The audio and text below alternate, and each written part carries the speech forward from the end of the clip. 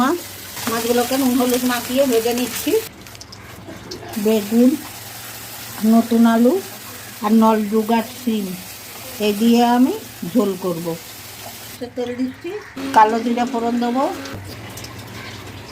এবার আমি সবজিটাকে ছাড়বো। নুন দিচ্ছি, হলুদ দিচ্ছি,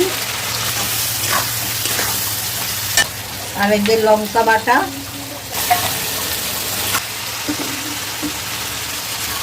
মশলাটা ভালো করে কষানো হয়ে গেছে, জল দেবো, মাছগুলোকে ছেড়ে দেবো। ধনে, জিরে, তেজপাতা গুঁড়ো করা আছে, এটা দিয়ে দেবো। তো ধনে পাতা কুচি দিলাম, দিয়ে দেবো।